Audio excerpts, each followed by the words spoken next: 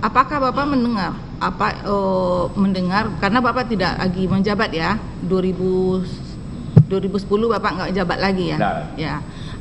Saya bertanya, hanya saksi mendengar. Bagaimana perkembangannya?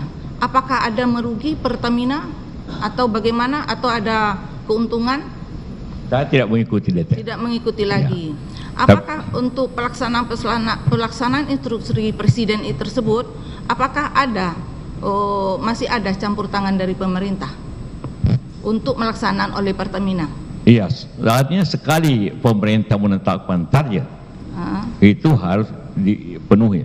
Walaupun kadang-kadang tidak memenuhi, seperti target untuk mencapai 24% daripada listrik harus EBT, energi baru terbarukan, kayak hidro, geotermal dan sebagainya. Itu tidak terpenuhi. Artinya maka gas harus lebih banyak lagi.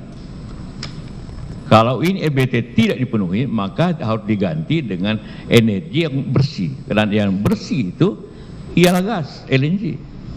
Ya. Karena Bapak tidak mendengar, tidak mengetahui, sebabnya terdakwa duduk di sini kenapa? Kenapa? Sebabnya terdakwa sampai duduk di sini, apa persoalannya? Tahu saudara? Saksi. Sebab? Ya. Apa? Sebab terdakwa ini sampai dijadikan terdakwa di sini, tahu saudara? Saya juga bingung kenapa jadi terdakwa. Bingung karena dia menjalankan tugasnya. Ya, ini kan berdasarkan instruksi kata Bapak tadi, ada instruksi dari Presiden nomor 1 ditujukan ke Pertamina. Iya, saya ikut. Itu yang saya kejar. Instruksinya itu apa isinya? Instruksinya harus penuhi di atas 30%, Bu. Iya. Iya. Saya ikut membahas hal ini karena kebetulan saya masih di pemerintah pada waktu itu. Ya. Jadi memang ada kebijakan-kebijakan dalam itu ya. Ya.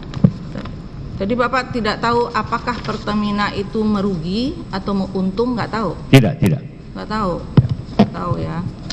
Tapi begini, saya boleh tambahkan, kalau suatu kebijakan bisnis, langkah bisnis rugi, cuma dua kemungkinannya, dia untung dan rugi. Kalau semua perusahaan rugi harus dihukum, maka seluruh BUMN karya harus dihukum. Ya, ini bahayanya. Kalau suatu perusahaan rugi harus dihukum, ya, maka semua perusahaan negara harus dihukum. Dan itu akan menghancurkan sistem. Tidak ada tepuk tangan di sini ya. Karena di sini bukan menonton ya, kita mendengar fakta di sini ya. Tolong jangan bertepuk tangan dalam persidangan. Ya, kalau memang benar keterangan saksi ini dipahami aja masing-masing. Ya, jangan, mohon kami ya, tidak perlu bertepuk tangan. Lanjut saksi.